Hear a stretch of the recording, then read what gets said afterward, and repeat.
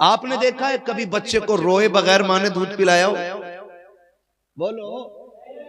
हम जिन घरों में रहते हैं हम देखते हैं बच्चा रोए ना तो माँ दूध नहीं पिलाती है। और सोच तो सही, बिना रोए माँ दूध नहीं देती तो बिना रोए रब तेरी झोली को कैसे भर सकता है। कभी रातों को मुसल्ले बिछाने के आदी बनो, कभी अल्लाह इस दर्द के साथ कहो कि जमीन तेरी सदा के साथ चीख जाए, कभी दे आवाज रब को ऐसे। लेकिन हम तो कह रहे हैं अल्लाह कोठी दे दे, अल्लाह फिर ये हाथ भी सीधे नहीं हुए, ये हाथ भी मस्जिद में सीधे ना हो सके, ये भी यूं यूं अल्लाह तो रोटी दे दे, अल्लाह कुछ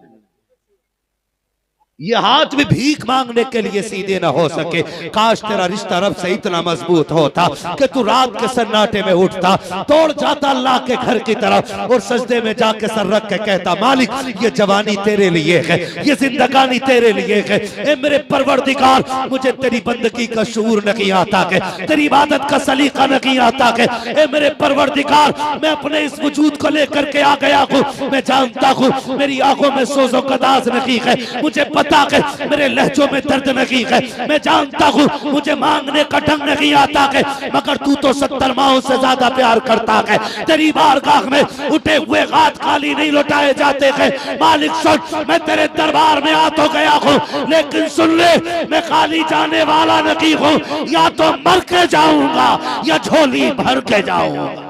नारे तकबीर, नारे रिसालत, फैजाने हुजूर अली जनाबे मुफ्ती हम्माद रजा साहिब क़िबला। कभी ऐसे उठो, कभी रातों को आके यूं मांगा करो।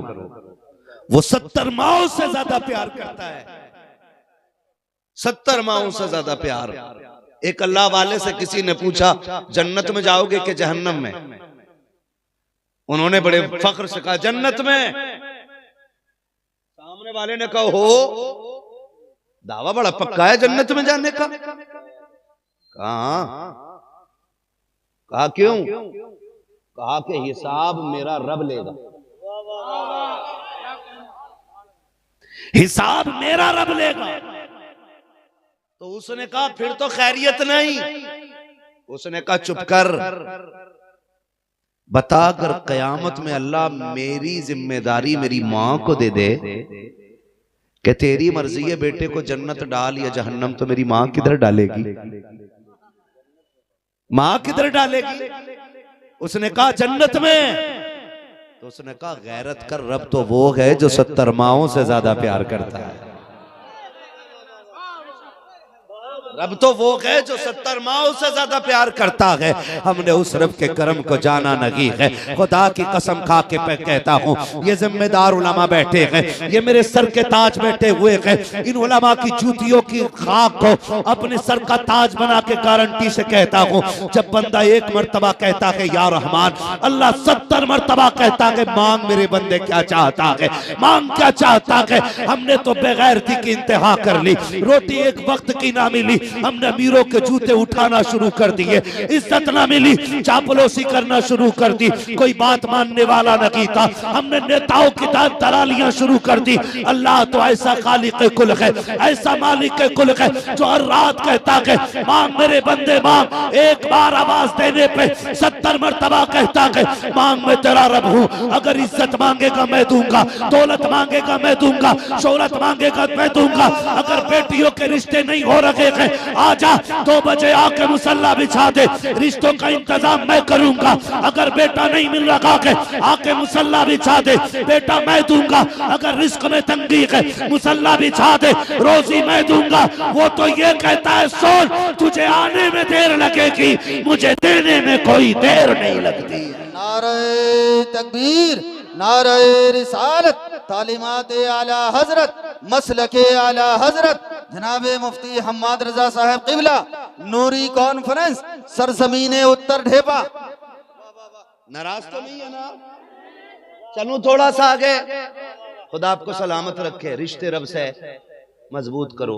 और ये जो फासले हुए ना, ये जो फासले हुए इन फासलों की वजह वहाबी नहीं है, इन फासलों की वजह संगी लोग नहीं है, इस फासले की वजह आरएसएस नहीं है, इस फासले की वजह बजरंग दल नहीं है, इस फासले की वजह हम ही हैं। बहुत गौर से सुनिएगा, शायद मैं आपको वो ना बताऊं जो उम्मीद आप लेके बैठे हो। मैं जन्नत बांटने वाला बंदा नहीं, मैं तो खुद जन्नत का मोहताज हूं। बस ये दुआ है, अल्लाह कयामत में हुजूर के नालैन का सदका अता फरमा देना। तवज्जो है ना सारे लोगों?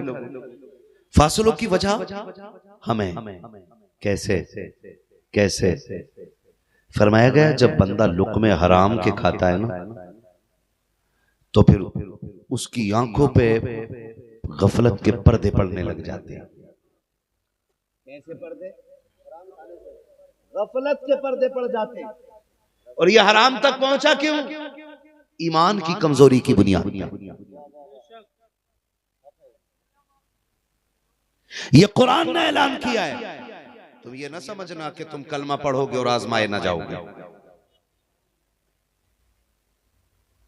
यूं समझिएगा कि पूरी जिंदगी में हर मुसलमान यूसुफ है, उसे कुएं में भी जाना है।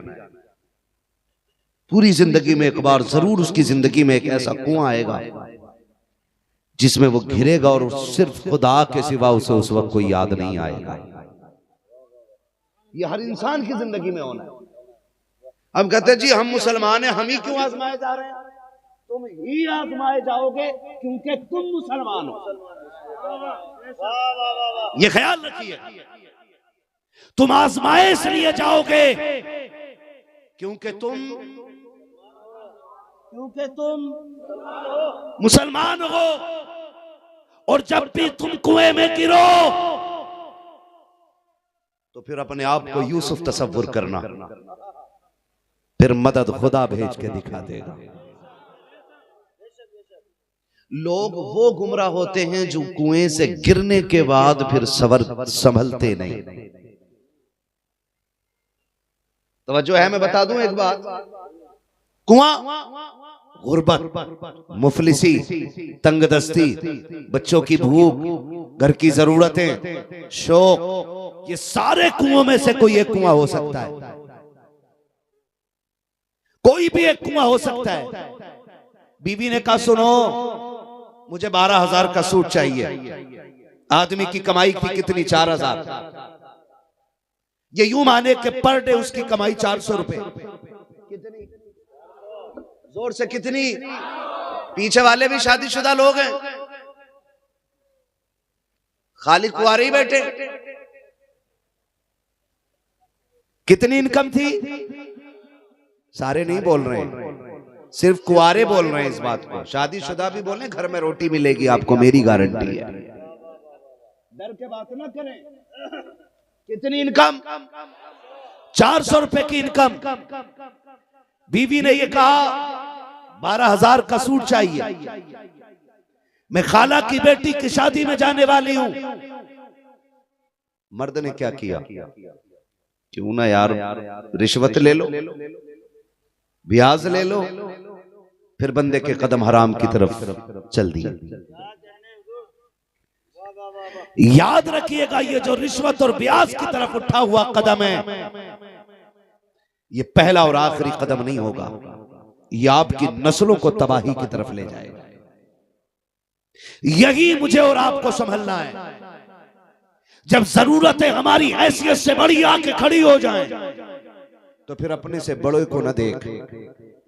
अगर तेरा ख्याल हो कि 18,000 का जूता मेरे पैर में होना चाहिए था और नहीं है, तो फिर उसको न देख जो 22,000 का जूता पहने हुए है, बल्कि उसे देख जिसके पैर में जूता ही नहीं है। और अगर तेरे पास जूता ना हो तो फिर पहनने वाले को ना देख, उसे देख जिसका पैर ही नहीं है, ताकि तुझे इस पैर की कदर मालूम हो जाए। फरमाया गया अपने से बड़े को देखोगे तो एहसास कमतरी का शिकार हो गए, और अपने से छोटे को देखोगे तो रब के शुक्रगुजार बंदे बन जाओगे। अपने से छोटे को देखा करो ताकि उसका शुक्रगुजार बंदे बने रहो। मुश्किलें जिंदगी में आती हैं, कभी हराम की तरफ नहीं जाना है, कभी नहीं जाना है। और अगर दिक्कतें घेर लें तो ये 60 साल जिंदगी क्या है, इसकी औकात क्या है, 70 साल जिंदगी की हैसियत क्या है, एक पलक झपकने बराबर नहीं है। जब कब्र में उठाया जाएगा, एक झपकी से ज्यादा जिंदगी नहीं लगेगी, एक लम्हे से ज्यादा की ये 70 साल जिंदगी नहीं लगेगी। मेरे जवान, मेरे हाथ जुड़े हैं, तुझे खुदा का वास्ता दे के कहता हूँ, अगर गुर्बत दरवाजे पे आ जाए, मुफलिसी आके घेर ले, हराम की तरफ कदम ना बढ़ाना। खुदा तौफीक दे, रात के सन्नाटे में मस्जिद की तरफ आ जाना, और वो 2 रकात का तोहफा जिसे नमाज हाजत के शक्ल में मेरे मुस्तफा ने अता किया है, वो 2 रकात नमाज हाजत पढ़ना और रब के आगे झोली फैलाना। खुदा की कसम, तेरी झोली फैलने में देर मिलेगी, उसके यहाँ से रिस्क मिलने में कोई देर नहीं लगने वाली।